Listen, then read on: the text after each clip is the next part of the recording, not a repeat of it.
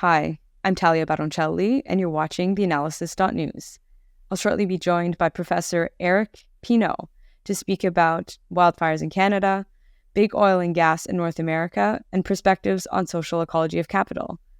If you enjoy this content, please go to our website, theAnalysis.news, and donate to the show by clicking on the red button at the top right corner of the screen.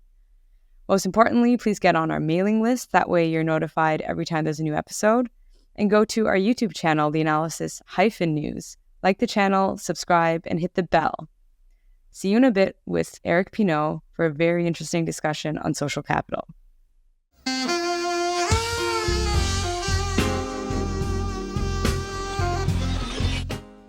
Joining me now is Professor Éric Pineault. He's a professor of political economy at the Environmental Sciences Institute at the University of Quebec in Montreal. He's also a contributor at the Corporate Mapping Project and has recently published a book called A Social Ecology of Capital. Thank you so much for joining me, Professor Pineault. Thank you. Well, it's great to have you because I'd like to speak to you about your book today, as well as what's going on in Canada and the United States. There have been horrible forest fires, horrible wildfires, which have destroyed over 5 million hectares of land across Canada. And I mean, at the moment, the air quality has been so terrible, and I'm sure you've been affected by it where you are in Quebec. But I was wondering if you could maybe situate these forest fires within the context of a concept you speak about called extreme oil, because we can, view these forest fires as an isolated catastrophe, but I think your work really is able to show how they're tied to other processes. Yeah, sure. Well, I think, we have to acknowledge that these forest fires are created by climate change. I think that the boreal forest does have a fire cycle. Usually it's around 100 years. Every century, the forest a patch of forest will burn.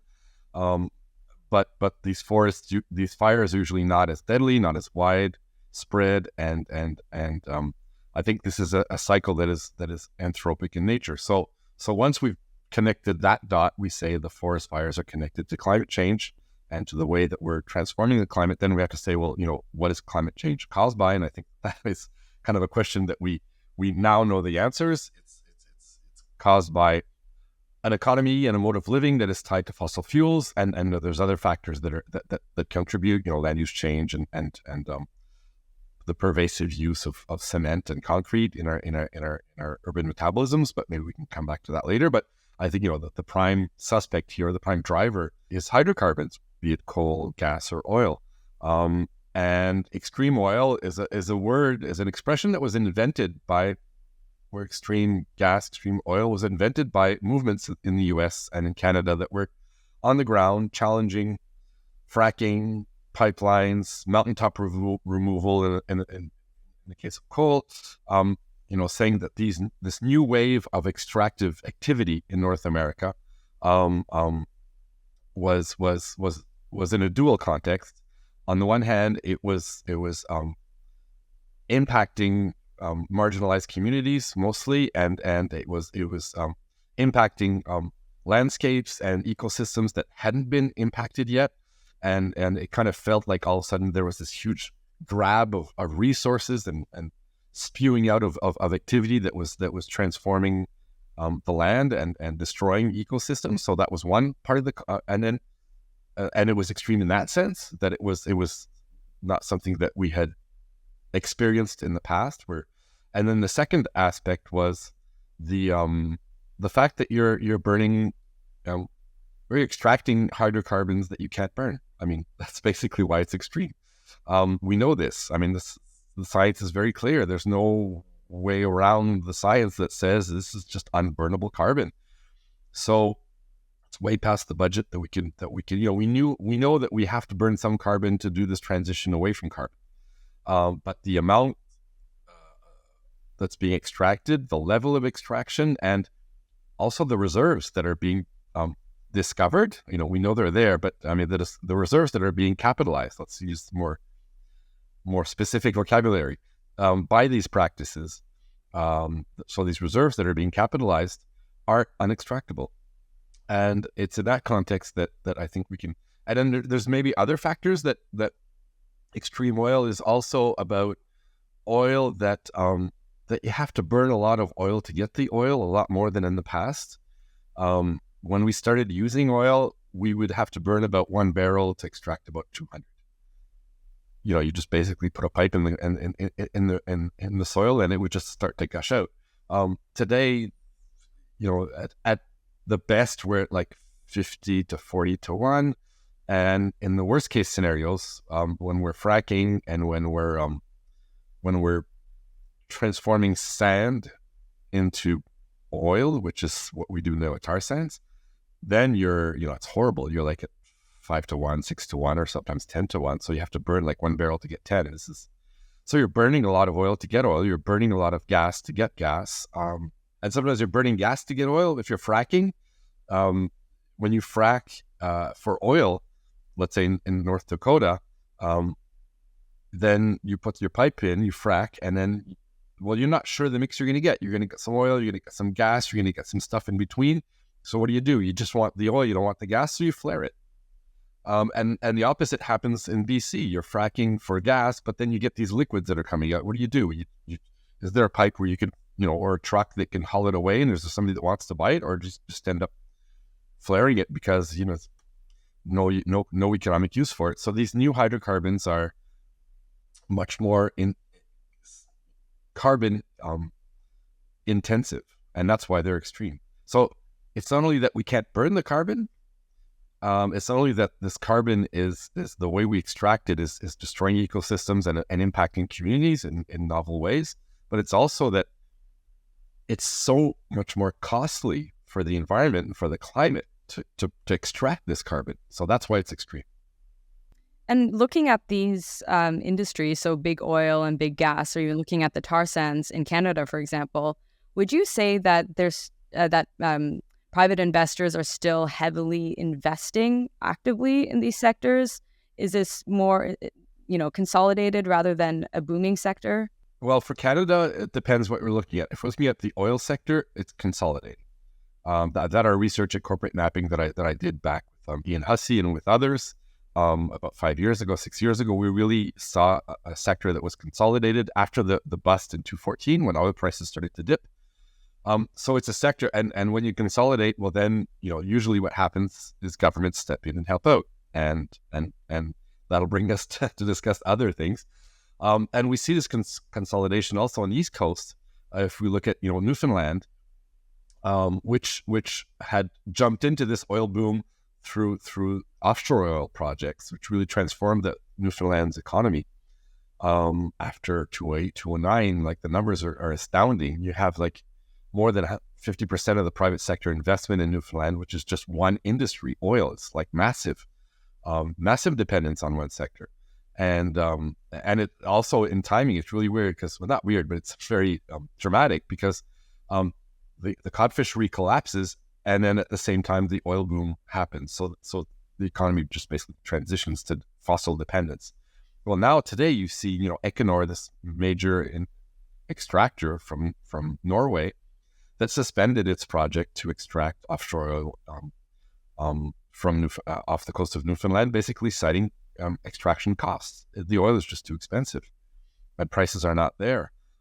So it's a sector that's consolidating more than it's booming. Gas is another story. Prices are low. Prices are desperately low, but still it's booming. Fracking is just kind of this self-perpetuating industry where money is being gushed into the sector, and we're just you frack for 4 or 5 years a well, then it dries out, and you move 200 yards, 300 yards further, you just go at it again and again and again. So that sector is booming, and Canada's problem with gas is that we have the scale of extraction is too high for what we can consume domestically. So we're constrained to export.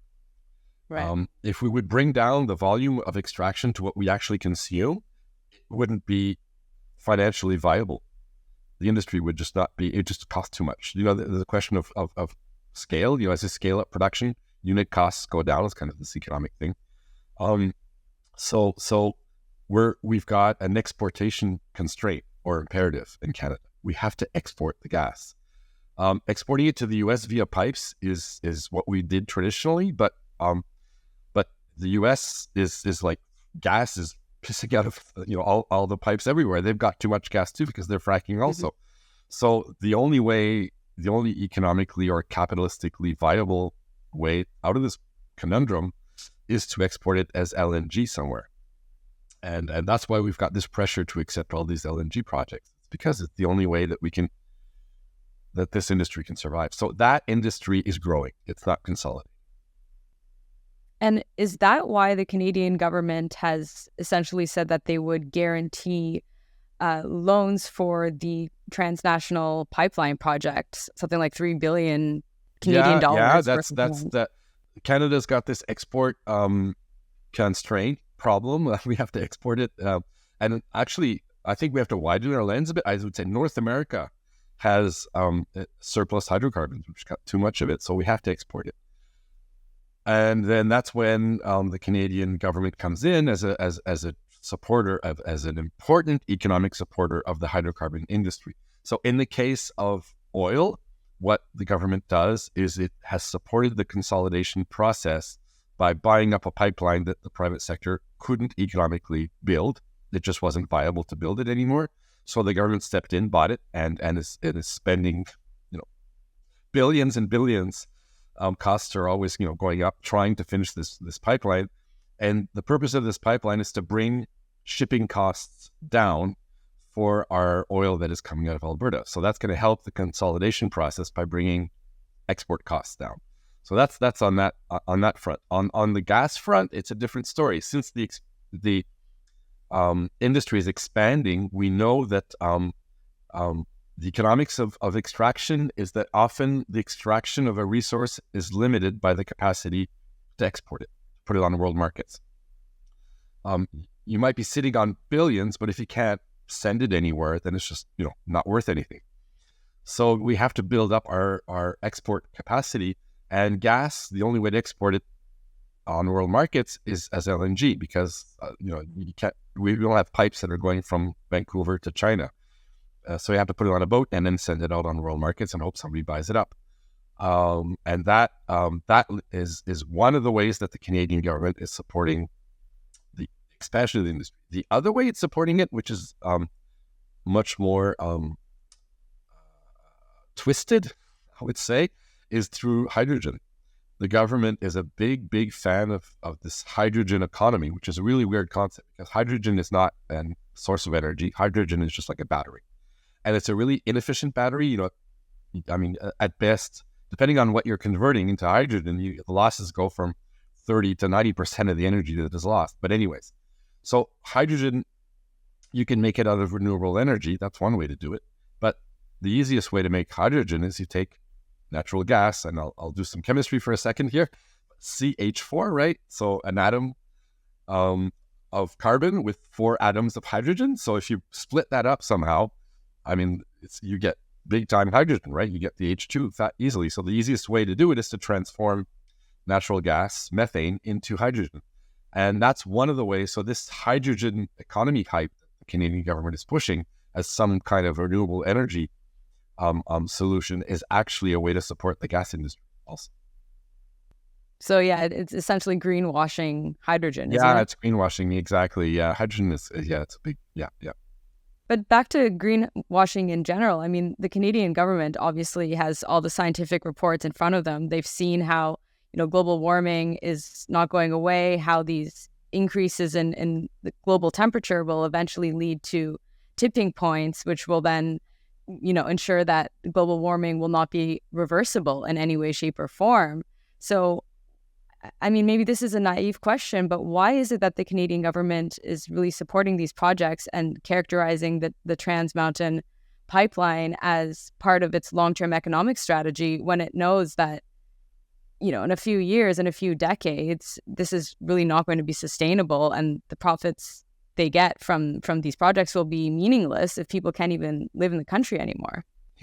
Yeah. Well, a state is a complicated thing. It's not a unified entity. We often say that the state is a space of conflict. And I think that the Canadian government is an example of that. On the one hand, they do have climate policies in place, and they do seem to want to be going towards their Paris Agreement engagements. On the other hand, the oil sector has prominent support inside the Canadian government, and the oil sector is and oil and gas. I'd say more oil and gas, not coal. Coal is very marginal in Canada. Oil and gas is a structuring element of the Canadian capitalist economy. It's not only about Calgary and Edmonton. It's also about Toronto and Bay Street. The Canadian banks are really tied in to the oil and gas sector. Our financial markets are tied to this sector, and so it's a cluster of interests that is very important. And I think that we haven't been able to marginalize this cluster of interests as other.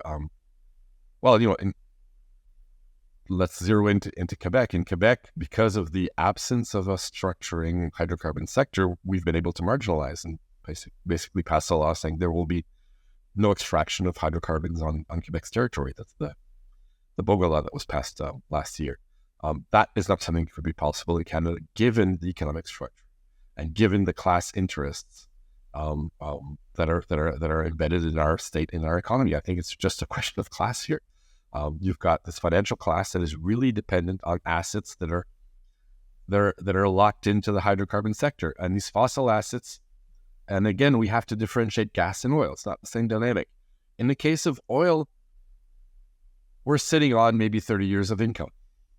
And if you look at this life cycle of the different projects that exist, either the ones that use that just scrape the sand and just transform it, or the ones that use these more complicated processes where we're injecting steam and then we're pumping out the tar and in a more liquid form. And so these two basic ways of extracting the infrastructures and assets that are in place today have a life cycle that'll last about 30 years. So the Canadian government basically wants to guarantee that income will be there. And their economic argument, I don't agree with it, but I can understand it as an economist. The economic argument is basically, well, yeah, the world will need oil for the next 30 years. Of course it will.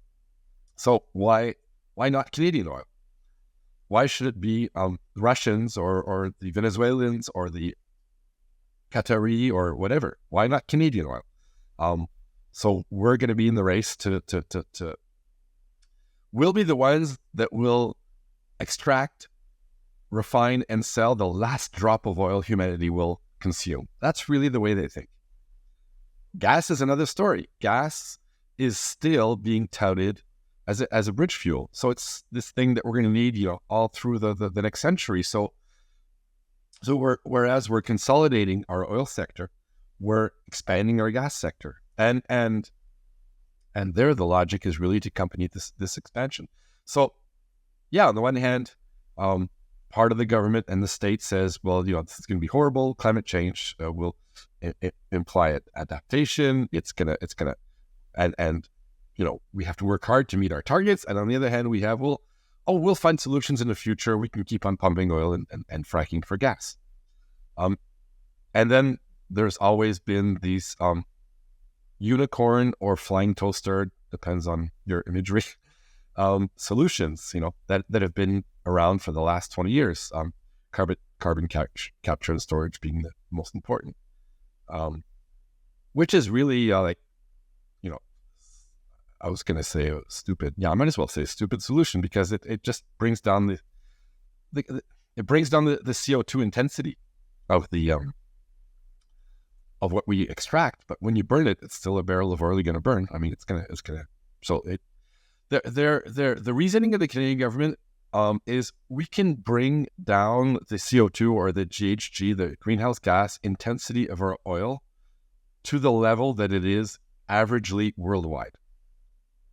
So it won't be dirty oil anymore. It'll be normal oil, right? That's their idea. So we're going to pump all this public money supporting these projects that are really dubious to be able to have normal oil. That's the strategy that is being. It's not a net zero strategy. It's not a climate neutral strategy at all.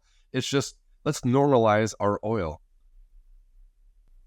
Well, sorry to interrupt you, but I remember a few years ago when the Canadian government was quite upset at the Europeans when the EU characterized or categorized the Canadian oil as essentially dirty because it's, from the tar sands. And so they didn't like to be called that. They didn't like their oil to be considered dirty. And, there's this campaign to greenwash it and present it in a different way.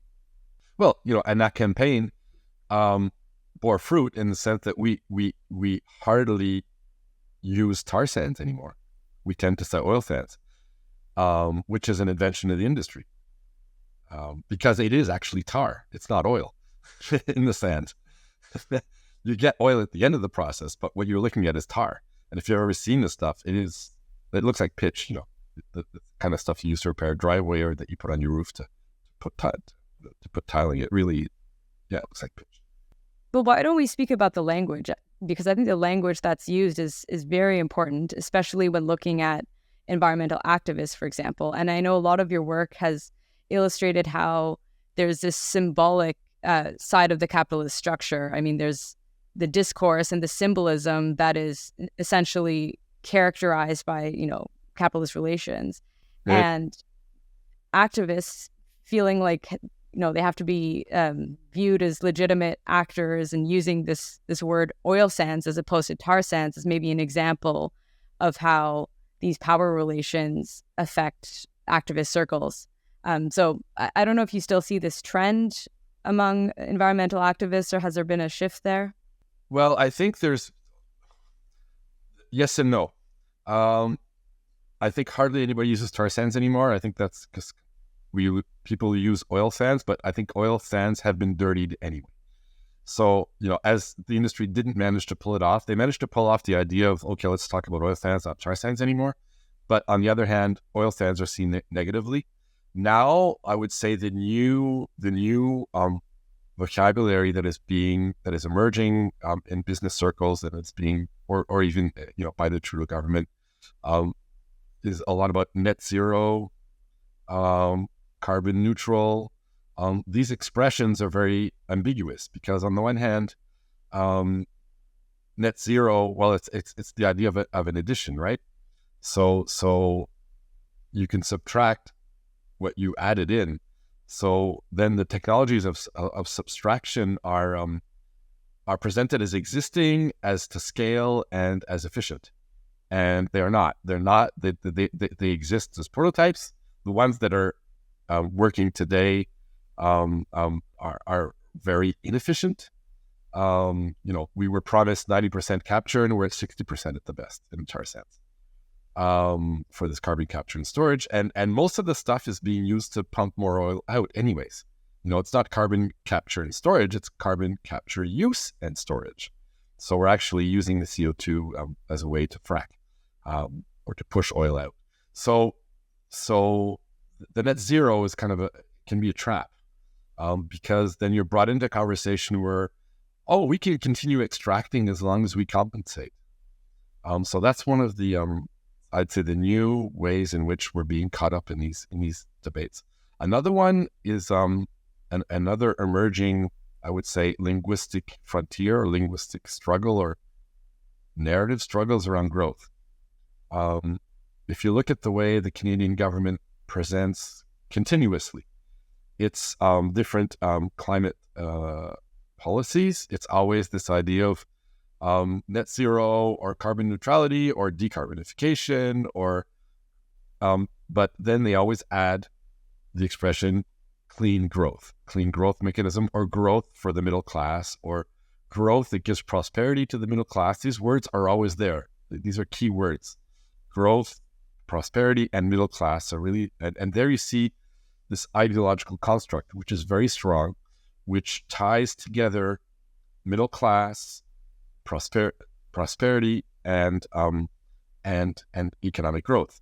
And this is becoming interesting because the climate science that is being presented in let's say in the last IPCC report, the sixth assessment by the IPCC, is starting to debate growth and starting to voices are being more and more heard from natural scientists and from some heterodox economists saying that growth is just not something that is possible if you want to attain our goals both for climate and for biodiversity. So I think this is going to be a new terrain of struggle, where, the word growth itself is going to be politicized. Right. And I think you also speak about degrowth as a concept, and also, as a movement to show that in order to live on this planet, if you're sort of pushing these planetary boundaries or these limits of ecology, then, the economy isn't sustainable. So growth for growth's sake isn't, as we've seen over the past few decades, is really not something that we should be pursuing. Yeah, maybe that's a good segue into your book, actually. The book that you've just published, A Social Ecology of Capital, which is really a fantastic read. And one thing you do, well, you do many things in the book, but one thing you do is you speak about capitalist metabolism, essentially. So you speak about, two different forms of societies, namely, which fall under this capitalist metabolic structure, which would be agrarian societies, and then fossil fuel industrialized societies, which is the current moment we're living in right now. Maybe you can explain that concept of metabolism, because if people are familiar with Marx, he does speak about metabolism in terms of labor and means of production with regards to labor. But I think the way you use it is slightly different. So maybe we can speak about that, and I'll actually just read one part from your book, because I think it's really fascinating. So in your introduction, you speak about the materiality of capitalist metabolism appears in one of three guises: social metabolism as flows of energy and materials passing through societies, or throughput; social metabolism as an accumulation of material stocks; and social metabolism as a colonization of ecosystems by human activity. So I think that kind of sums up essentially what social metabolism is, but please elaborate on it, because it's a very fascinating concept. Yeah, sure. Yeah. So it's a concept that is used by Marx in Capital, and we can get back to that in a few seconds. But it's a concept that reemerged in the 90s. It emerged in debates and discussions among ecological economists that were trying to move away from an understanding and representation of the economy uniquely through monetary flows. They wanted to have a representation or monetary assets, monetized assets. They wanted to have a representation of the materiality of the economy. And there was a really important paper published by colleagues in Vienna, and my debt to them is really huge, and I talk about it in the book.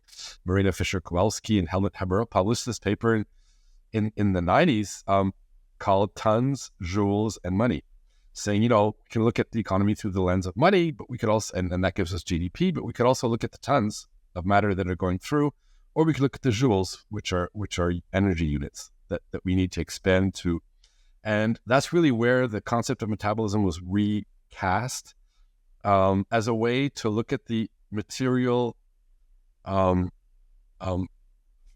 frame or the material structure of the economy, and to have a language that could represent that materiality in and of itself, to move away from the necessity to always translate into monetary terms this material basis. So but metabolism is a concept pretty easy to understand. It's the idea that a society, like a living entity, must extract, absorb, transform, and reject elements from its environment, basically. And in doing so, this is an entropic process where we take in energy, we take in complex matter, and we reject more simple, degraded forms, but they can be useful, in an ecological cycle. What one rejects is another's food, often in these trophic cycles. So this idea of metabolism was then brought up to level to analyze societies, basically saying, well, a society does this. A society must harvest or extract, and it must it then transforms, and it's a way of looking at the economy. And what it does, and I think that's where it's powerful, is that the power of metabolism is to move us away from a dematerialized representation of the economy, which is really the one that was dominant throughout the whole cycle of political economy, bringing down the economy to two basic relations: production and consumption. And what social metabolism does is says, actually, no, an economy rests on four structures or four relations, which are extraction. To produce, you have to extract in a material world. If you're in a non-material world that could exist in our imaginations, we wouldn't have to extract anything. But in the real world, we have to extract to produce. So extraction, production, consumption, and then when we consume, eventually something that is used will be used up. And then it will be dissipated or wasted, and we have talked about dissipation is the technical term. And the notion of used up is important because it's a social notion. It's not a biophysical notion.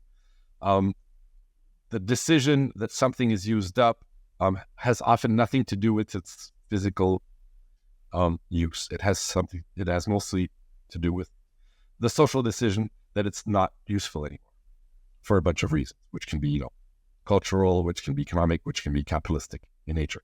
So we have this four-tier economy. And that's the metabolic structure of an economy. And then you can say, well, okay, what's the backbone on which a society thrives? And social ecologists and environmental historians have divided societies through different metabolic regimes. And the two that are relevant for our discussion that you highlighted are the agrarian and are the industrial fossil. And in the book, I do spend a lot of time delving into the implications of these two regimes. So what is an agrarian regime? Well, it's where the backbone of the existence, the material existence for societies through agriculture. And what is agriculture? It's putting plants to work. It's basically transforming through colonization an ecosystem, transforming it and maximizing its capacity to capture solar energy and to store it in a form that is useful or that is desired, because it's not often a question of use. It can be a question of desire, of social desire, that is desired and useful or necessary to power relations in a given society. Necessary to power relations because, and this is James Scott's argument in Against the Grain, because in certain societies we could say that the decision to move towards grain instead of to staying in other forms of agricultural relations was tied to to power structures that were being built up, hierarchies around urban environments. Anyways, the agrarian regime, its specificity is that it's through ecological relations that human societies thrive and reproduce themselves. And ecological productivity, capacity to transform solar energy through photosynthesis into forms, into biomass, basically, is the limit. Is kind of the ceiling in which our societies will develop and thrive. And so what we call technically net primary production, which is the capacity of plants to take solar energy and make biomass, is basically what will limit the development of a society. And it's inside those limits that societies will thrive. And this has a bunch of implications that have been studied by a bunch of historians and political economists. Andreas Malm explored this, and others,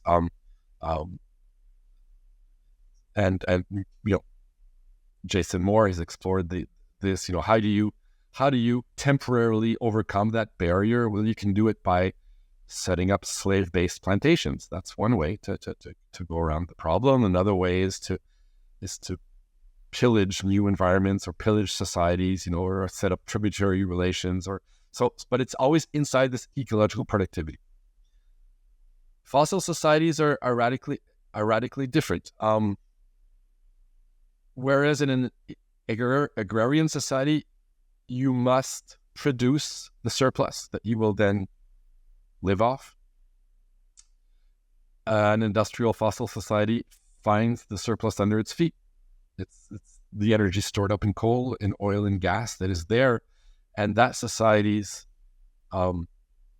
mode of production and of extraction is, how can you absorb this massive surplus of energy and put it to work?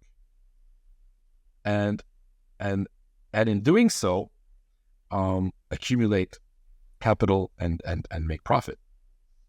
And that for me is a very, and then it also leads to a new representation of the surplus, which isn't, as in agrarian societies, the surplus appears as grain. It appears as the muscle power that can be harnessed and harvested or coerced into work. And this muscle power can be human or it can be animal. And there's a lot of animals that work in agrarian societies. It's something we've forgotten. Half the biomass that we produce in agrarian societies goes to feeding animals that work for us. In a fossil society, the absorbing this surplus goes by new rules. You represent symbolically the surplus as energy, as this abstract capacity to work that then puts to work human bodies. So it's a very different, and this capacity, abstract capacity to work, and I'm thinking of Kara Daggett's work on the birth of energy, her beautiful book on the birth of energy. So this abstract capacity to which is basically what physics thinks about back in the 18th and 19th century, means that the source of surplus that you're extracting can become many things. It can become heat, it can become mechanical work, it can become chemical work, it can become kinetic energy. So it's much more plastic. It's like abstract labor, basically. So there's one could say, if one would take an expression from Weber, there's an elective affinity between fossil fuels and capital because of its plasticity, the fact that it's plastic. So that's one of the important ideas that I don't invent. I mean, that's out there, that's been discussed by other scholars in the past 20 years, but that I try to bring together in a synthesis that's original. And it also speaks to the way we will, if we remain in a capitalist system, that we can understand transition. We're caught up in this idea that out there somewhere, there's abstract energy that can be harnessed and appropriated through private property relations, and that can be articulated to assets that will generate income in the form of profits. So accumulation. So this idea that there's a stock of energy out there somewhere that is a basis for a new cycle of accumulation. And we're desperately searching for it. And we're trying to find it in hydrogen, we're trying to find it in wind, we're trying to find it in solar energy, but we're trying to find it with this symbolic and ideological framework, and also with the social property relations of capital, which depends on this idea that came out of coal, oil, and gas, but mostly coal, this imaginary that was built out of coal, which is this idea of it's out there, it can be put to work in various forms, it's plastic, it's appropriable, we can appropriate it. We have to move people away, we have to, of course, we have to violate, expropriate people to get to it, but it can be somehow captured by property relations. And that's the framework in which we're looking at transition today, because it's a capitalist transition.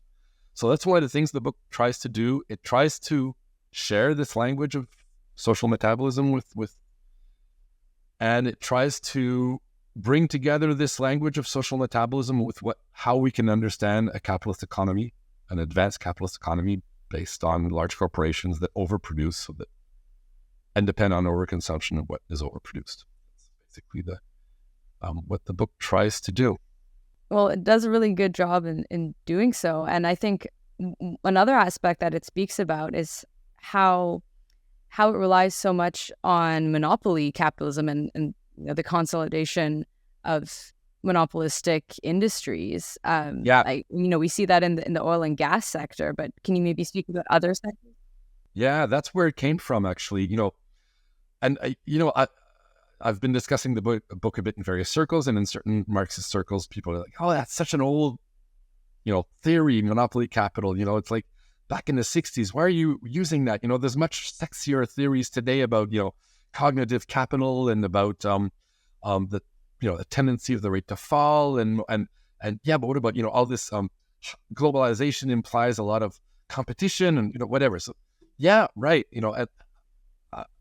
That I do acknowledge that there are other ways of looking at capital, but when you're working in the extractive sector, when you're looking at extractive industries, I mean, it's a monopolistic sector. There's no way around explaining, you can't use other theories to explain what's going on. It's really a monopolistic sector. Yeah, and it would also potentially explain inflation, right? And explain why prices are so high in certain sectors.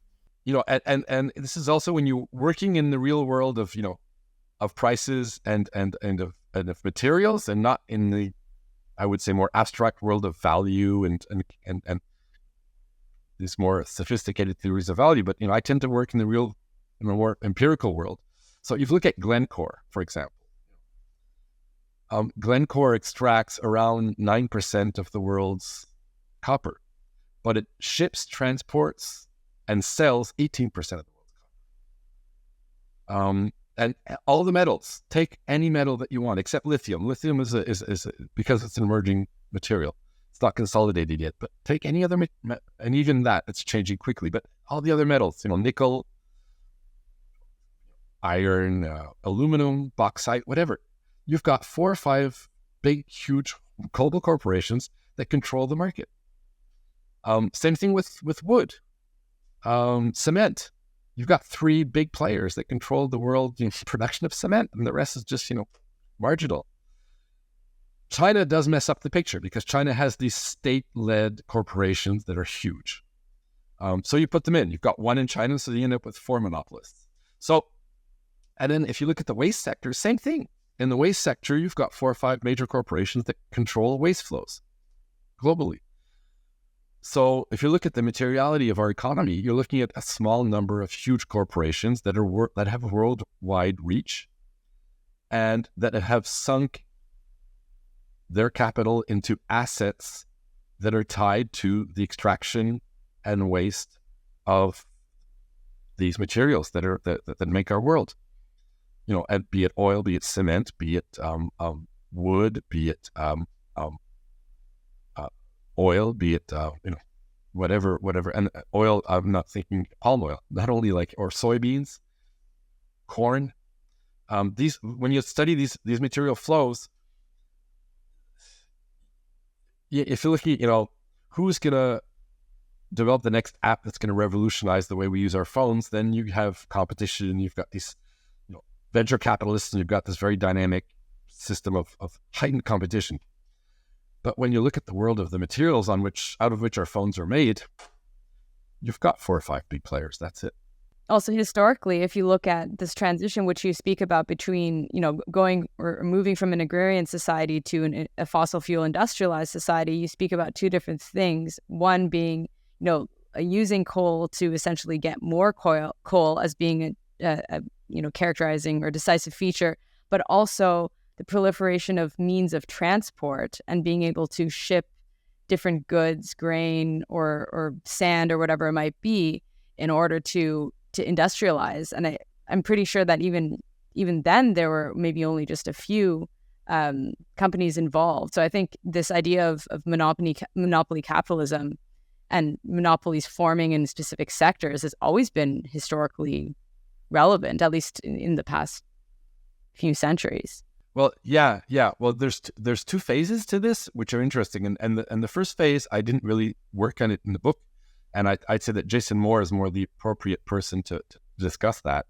But the first phase would be, inside the huge commercial empires that we saw when the colonial system was being put in place by European capitalist powers, where you had these colonial companies. And, Canada is basically the fruit of that effort and that process. So you have these colonial monopolies that are set up, and they control the circulation of what you can extract in an agrarian setting through either growing it or pillaging it. It's the two basic means. You either force people to grow it, and then you can grow it through settler colonialism, which is what happened in Canada, or you can grow it through a slave-based system, which is what they did in the Caribbean and the southern U.S. And then the commercial interests that are putting into circulation this matter, which is essential to capitalism back then, wood, fiber, cotton, whatever, sugar. These are monopolists. But they're very, there's a second wave of monopolization.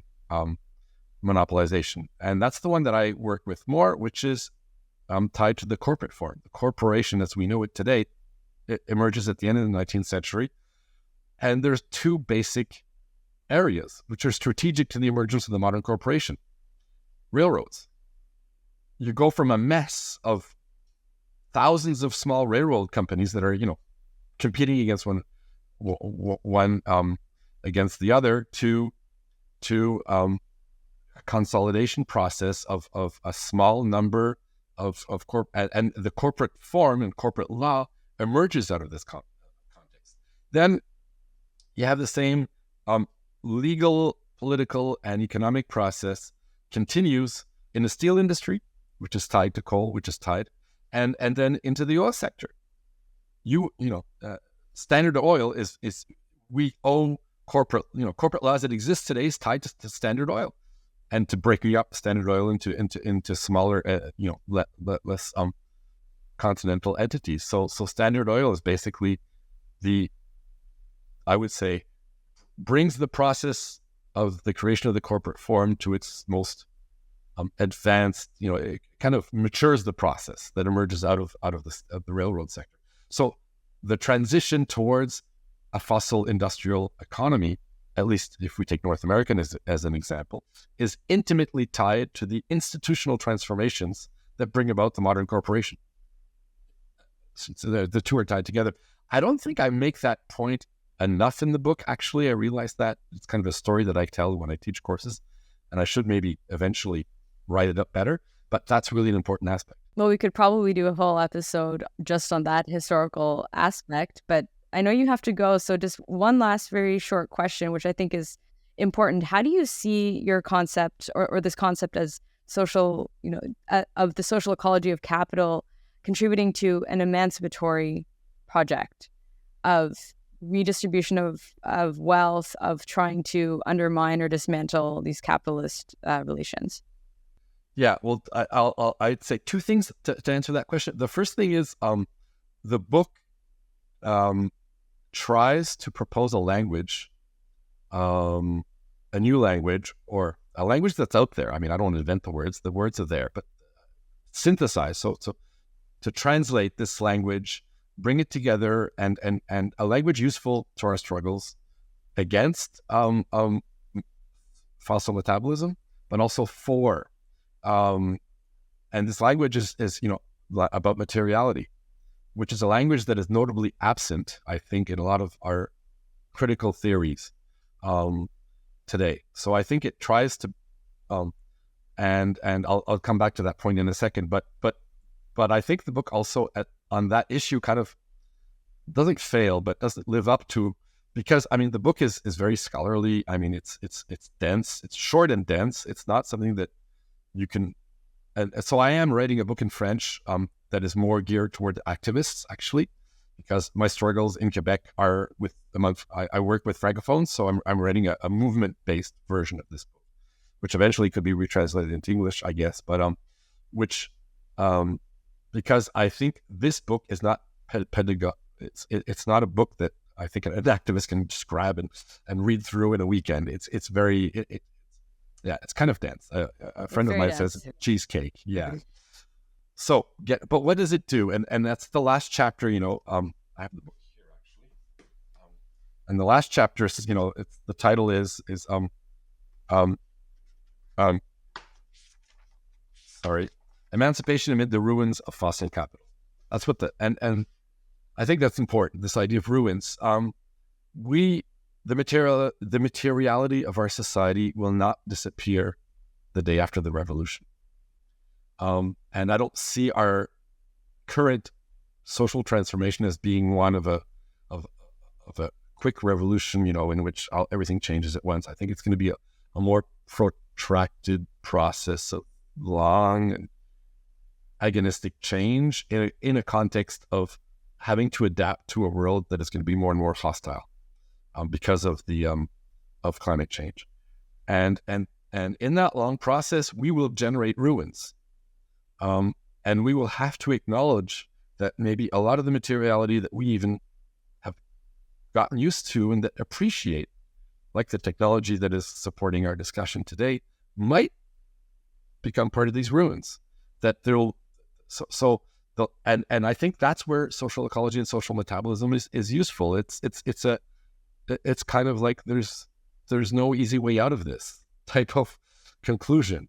That socialism is not just the Soviets, so radical workplace democracy and electricity. It's not. It's going to be much more complicated, and it's also, I think, a criticism and an antidote to the kind of easy solutions proposed by the people around more, I would say, the Green New Deal approach, which are basically saying, just convert the grid to renewable energy and everything's going to be fine.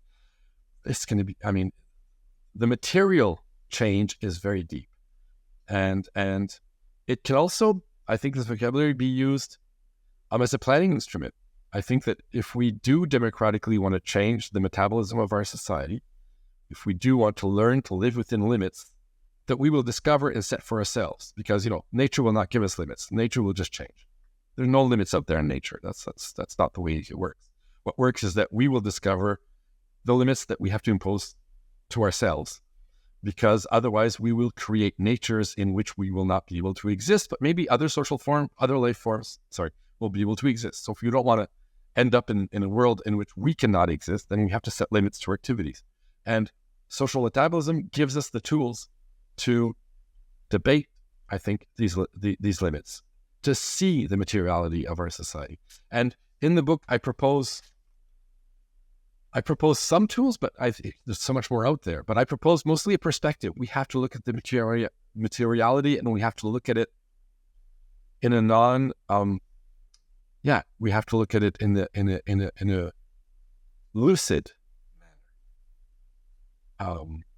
And this lucidity comes through, this very dry and I would say gray vocabulary of material stocks and flows. That if you have built up a city out of concrete that is very dense, with buildings that are 40, 50 stories high, then you need a lot of energy to keep that thing going. You've locked in flows. Just no other way around it. If you move away from that towards something that is different, that implies less density, that has got more nature in it, then you might need less of these flows, but you might need more human labor. And then we're faced with choices. We've moved away from human labor directly engaging with nature in ecological relations. We've built up our society and our notions of progress around human labor interacting with the earth through geological relations, extracting stuff and building it up, and using the stuff we extract to labor less. Us, the privileged, even though at the 3/4 of humanity is laboring a lot so that we can labor less, and this 3/4 implies people in our own societies, waste workers or people that are working in the fields to generate the food that we eat. But I think that one of the, I would say, important messages of social ecology of capital is that we have to reconsider this notion of progress, moving from the ecological to the geological, and moving back into ecological relations with nature, with what we call nature in our societies, other societies have other words. Nature is really modern and Western, but that's what we have as a word. So let's use it. So these ecological relations will imply new imaginaries of activities, and there, and maybe end it with that. That's something that I argue in the book. I think there we have a lot to learn and draw from feminist work on reproductive activities and reproductivity as a concept, and the care that goes into that, and the way we understand labor in that context, in a reproductive context, which is very different from labor understood as an extractive activity. I think there, and I touch on this in the introduction. I use it a bit in certain chapters, but I think I think there we have to read feminist economists and feminist theorists that can really help us move into this new way of understanding our metabolism as we move into more ecological relations again. Right, and that approach would also problematize ideas of measuring economic growth in terms of GDP, gross domestic product, because that doesn't really take into account reproductive labor and the value of childcare and care work and that sort of thing. So that's all missing. Yeah, basically what the GDP does is it calculates what we cut out of our social activities, and it basically it calculates the frontier or the border that we put between productive and reproductive, and it calculates what we devalue as non-economic, which is all the care, and it says, okay, once we've cut all that out, we take a cookie cutter, and okay, there's the cookie, that's value, and the rest just doesn't exist. That's what GDP does. It's horrible. It's a horrible metric. I use it as the metric to understand the degree of commercialization of a society, the degree of the degree of penetration of capital in our social relations is brilliantly measured by GDP. That's what it's good for. Well, perhaps next time we could speak about other terms to use as opposed to GDP, and also speak about this, this feminist approach that's missing widely in the discourse, and also how social metabolism and ecologies or economies of extraction are heavily built on hierarchies of gendered hierarchies, racialized hierarchies. So maybe another time we could speak about that as well. And bring other voices too, because a lot of voices could speak to these questions a lot more than me. But I could also, it's something that interests me, and I think it's highly important. Yeah. So, and then maybe one last word. So, this brings us to, and I conclude also with this in the book, to degrowth, and degrowth not as a slogan or as an end in of itself, but as the idea that we have to move out of the growth paradigm to think emancipation. We have to think emancipation beyond growth. I think that's really what I try to end with. Well, that's a great way to end, emancipation beyond growth. And thank you so much, Professor Pineault, for joining the analysis. It was really great to have you on and to speak about these, I think, dense issues, but incredibly relevant to our time. So thank you so much. You're welcome. And thank you for watching theAnalysis.news. If you enjoyed this content on social ecology of capital, please do go to our website, theAnalysis.news, and consider donating to the show.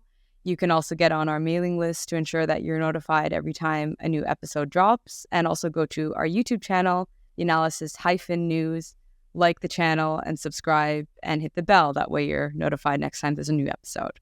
See you again. Take care.